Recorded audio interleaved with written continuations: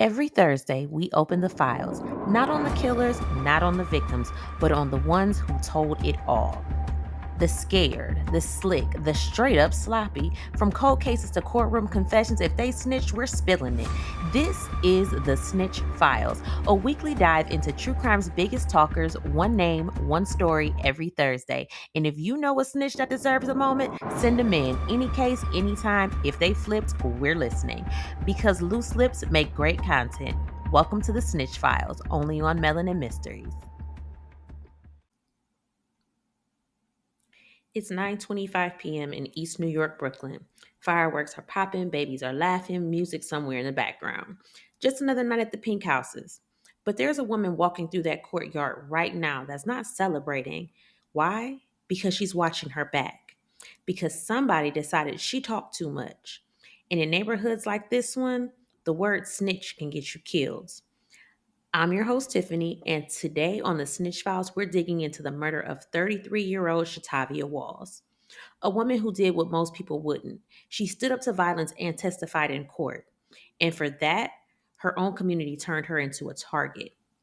Again, this is the murder of Shatavia Wells, a story of courage, retaliation, and the war between silence and survival. Now, let's rewind for a second. Before the headlines, before the flyers called her a rat, Shatavia Wells was known around the pink houses. A Brooklyn native, tough but respected, and honestly, she just wanted to live in peace. But in 2017, she got caught in the crossfire of a shooting, and that's when her life changed forever. She decided to cooperate with federal authorities. By 2019, Shatavia was a federal witness in a major case against a local street crew known as the 9D Gang. Now, the 9D gang wasn't just a bunch of corner hustlers. According to the U.S. Department of Justice, they were, quote, a violent criminal enterprise operating in and around Lewis H. Pink houses in East New York.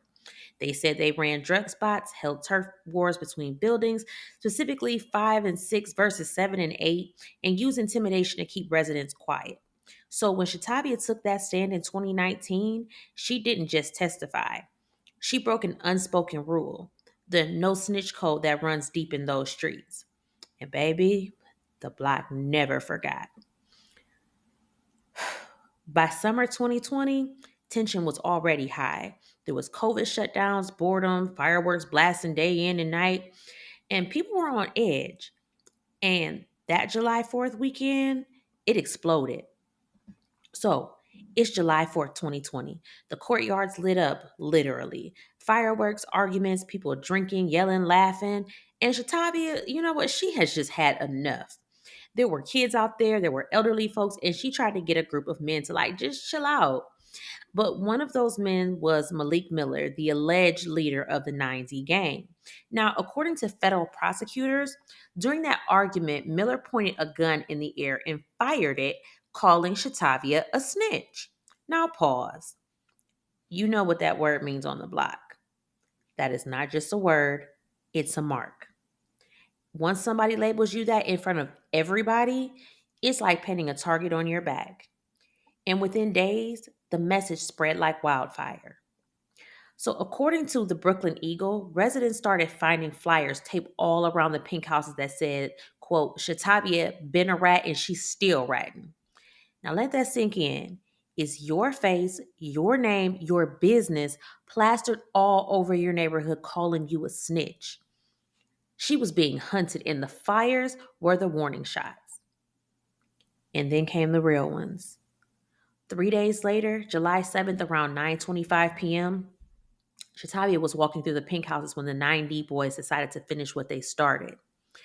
According to the U.S. Attorney's Office for the Eastern District of New York, two members, Quentin Wildchild Green and Joe Santana, laid in wait.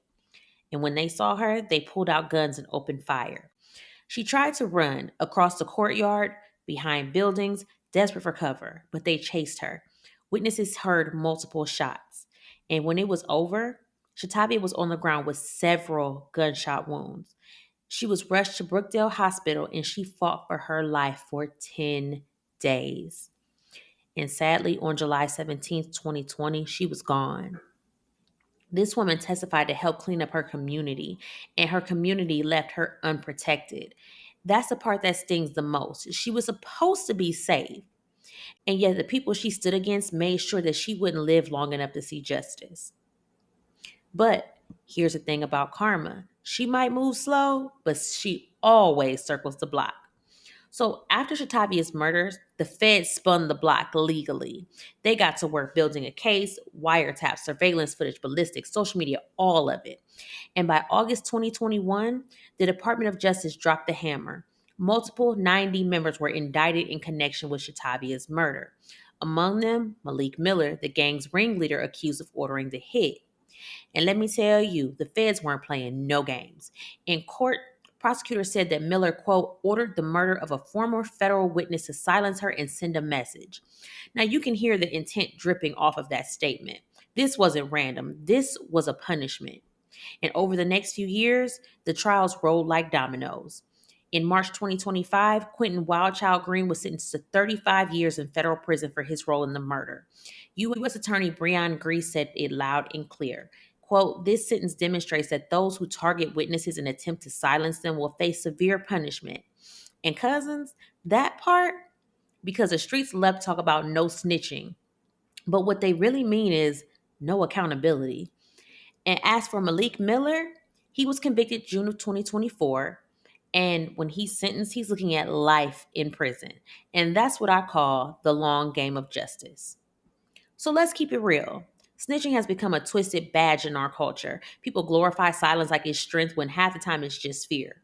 We say don't talk to the police, but who do we expect to stop the bullets?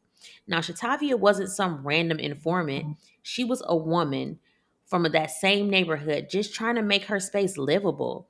And for doing what most of us claim we want, safer communities, and she paid the ultimate price. This isn't just about her murder, it's about how we treat truth tellers in our own backyard.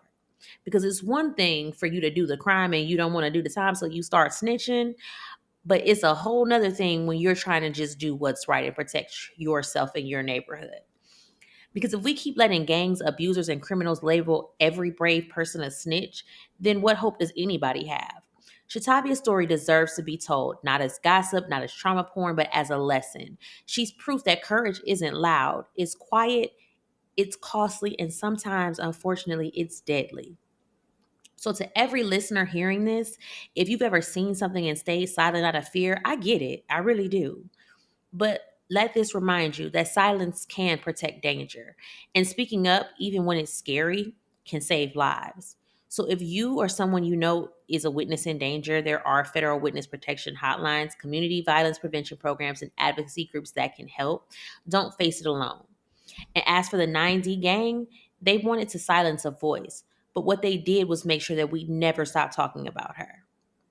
And this has been the Snitch Files, the murder of Shatavia Wells. I'm Tiffany, and as always, we tell these stories not to glorify crime, but to expose it. Because the truth doesn't need makeup, just a mic and somebody bold enough to speak it.